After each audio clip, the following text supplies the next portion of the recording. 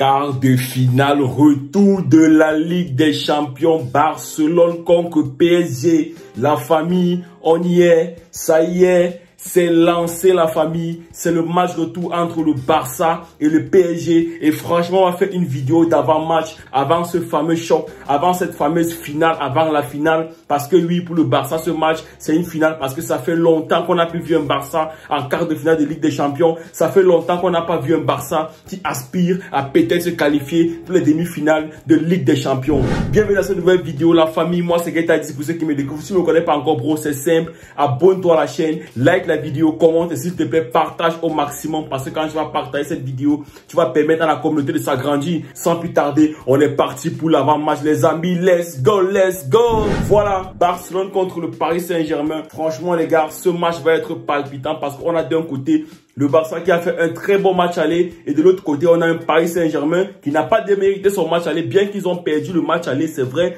mais ils ont bien joué, ils n'ont pas démérité, ils étaient sur le stade, ils ont voulu gagner, ils avaient faim, ils ont menacé le Barça les deux premiers quarts d'heure, les deux mi-temps. On va pas se mentir, à un moment donné, on a cru que le Barça allait craquer au match aller. C'est pour dire à quel point ce match sera décisif, sera important et que le PSG n'est pas encore perdu. Le PSG peut se qualifier, ce n'est qu'un but d'écart et quand on se réfère aussi au match aller qu'on a vu avec autant d'intensité et avec des moments où Paris avec un peu dessus sur le Barça, ça se ressentait même dans le jeu. On voyait un Barça qui était un peu en difficulté mais qui avait des transitions directes, avait des passes vers l'avant, avec un jeu un peu à la Real Madrid, à la Liverpool, a pu créer la différence et marquer les 3 buts parce que honnêtement, si on veut bien observer le match qui s'est passé, on va se rendre compte que le Barça avait marqué ses 3 buts sur des transitions directes. On va pas se mentir, c'est vrai qu'il y a eu un gros effort de Lewandowski sur le premier but. C'est vrai qu'on a eu un énorme Rafinha sur le deuxième but avec un Pedri. Quelle passe énorme de Pedri pour Rafinha. Troisième but également. Corner suite à une mauvaise relance encore de Donnarumma derrière. Il y a eu corner après, le Barça concrétise facilement ce corner alors que Donnarumma aurait pu simplement sortir ce ballon. On va dire que le PSG peut aussi s'en vouloir.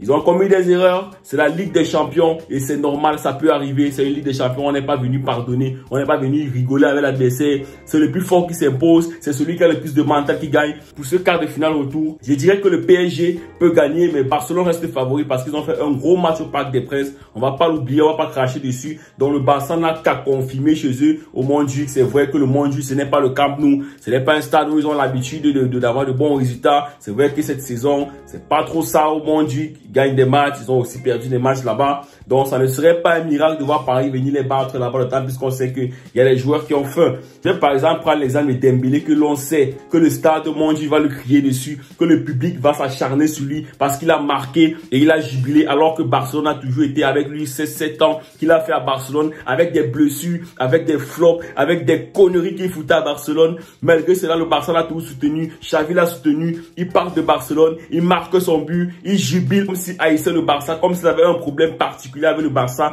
Et après même, on se dit oui, Dembélé ne marque pas beaucoup, c'est peut-être pour ça qu'il a jubilé. Mais non, quand Vitinha marque son but, c'est Dembélé qui soulève le parc, les gars. C'est Dembélé qui demande au Parc des Princes de se soulever. Donc honnêtement, moi je suis pour le fait que Dembélé, on le crie dessus, on le hurle dessus. Mais attention parce que Dembélé c'est un joueur que quand tu cries sur lui, c'est là où il devient fort. Donc attention à Dembélé qui connaît très bien Barcelone, qui connaît très bien son public et qui sait que on va lui hurler dessus et qui va venir avec la famille. Il aura faim, il aura envie de marquer, ça c'est clair.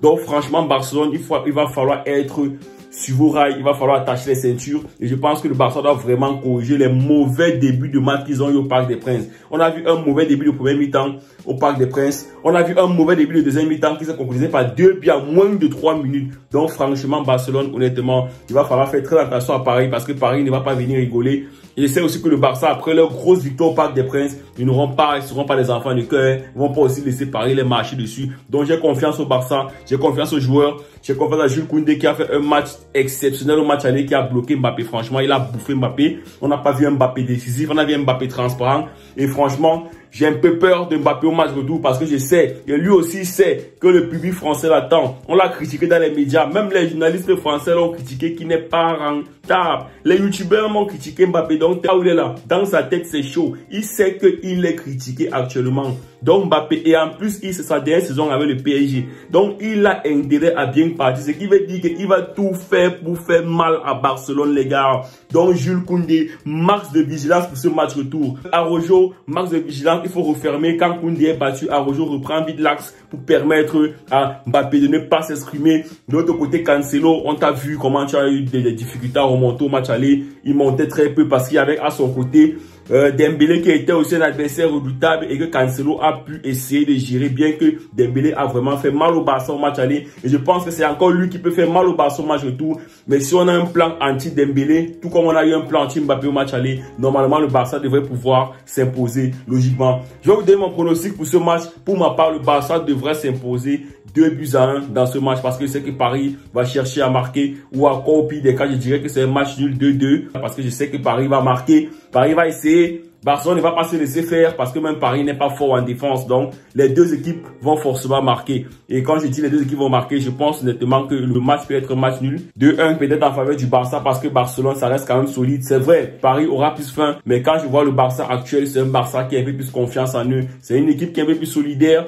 Et on a des joueurs qui sont revenus à un top niveau. On a par exemple des De Jong qui seront de retour à leur top niveau. On a Pedri qui sera de retour à son top niveau. Donc franchement, ce match ne serait pas facile. On va peut-être regretter le fait que Christensen n'est pas là, mais c'est pas grave avec ce que Barcelone a, et on se rend même compte que cette saison, que c'est avec même les blessures que Barcelone joue bien cette saison. On va maintenant essayer de voir le 11 pour ce match. Dites-moi l'équipe que vous voulez que Xavi mette sur le terrain, que je vais vous proposer mon 11. Vous allez me dire ce que vous en pensez dans l'espace des commentaires, s'il vous plaît. Lâchez des commentaires les gars, je vous vois voir les vidéos, je vous vois pas vous abonner, je vous vois pas liker, pourtant je vois des gens voir les vidéos. C'est le lancement de ma chaîne, je suis encore au début, soutenez-moi la famille. Les gars voient les vidéos, mais les gars ne s'abonnent pas, les gars ne likent pas, et les gars ne laissent pas les commentaires. Laissez les commentaires, débat non les frères, laissez les commentaires pour qu'on cause ensemble de ce qui se passe. Voilà, on va rapidement faire le 11 entrant. Dans les cages, pour moi, Ter Stegen, il n'y a rien à faire, c'est le number one, c'est le best. Top 3 meilleurs gardiens du monde, Ter Stegen au goal. Défense centrale, Araujo, Koubassi, on ne change rien. On ne change rien, c'est la défense qui gagne. Donc Araujo, Koubassi,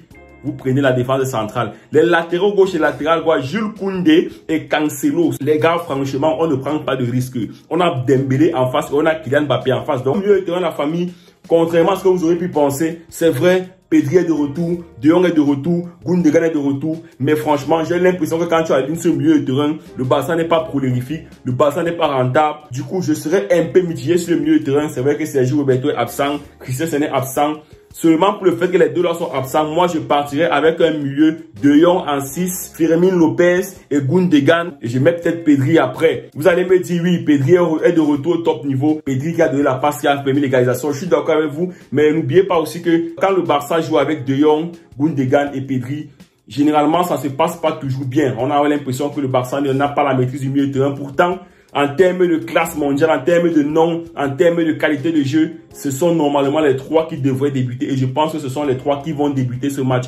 Mais pour ma part, je préférerais que un des trois ne débute pas la rencontre. Que ce soit Pedri, que ce soit De Jong, que ce soit... Mais De Jong doit toujours commencer. De Jong, c'est De Jong. De Jong, c'est le meilleur milieu de terrain du Barça. Mais je sais que Xavi va mettre que Pedri, De Jong, Gundogan. Ça, je le sais déjà. Maintenant, mes joueurs en attaque, je partirai avec Rafinha côté gauche, Lamine Yamal côté droit et en pointe, Robert Lewandowski, la famille, en espérant que peut-être on va donner quelques minutes de jeu à la fin à Joao Félix. Je pense que Joao Félix doit entrer. Dans tous les cas, Joao Félix doit jouer ce match en remplaçant bien sûr parce que actuellement Rafinha a fait du bon boulot, il a faim, il est plus déterminé, il est plus engagé. C'est pas un joueur très exceptionnel, mais ce joueur quand il est déterminé les gars, sachez-le, on peut compter sur lui. Voilà la famille, je vais vous donner mon 11 type. Dites-moi ce que vous pensez de ce 11. Honnêtement, moi, je pense que ça devrait faire l'affaire. Ça peut le faire. Ça peut gagner ce match, même comme ça va rester difficile. Dis-moi ce que vous pensez dans l'espace des commentaires. Donnez-moi votre 11 dans l'espace des commentaires. Et selon vous, qui va gagner ce match entre le Barça et le PSG? Dans tous les cas, pour moi, je suis catalan. Je suis pro-Barça. Donc, je supporte logiquement le Barça. Et pour moi, le Barça va se qualifier en demi-finale. Yes, sir!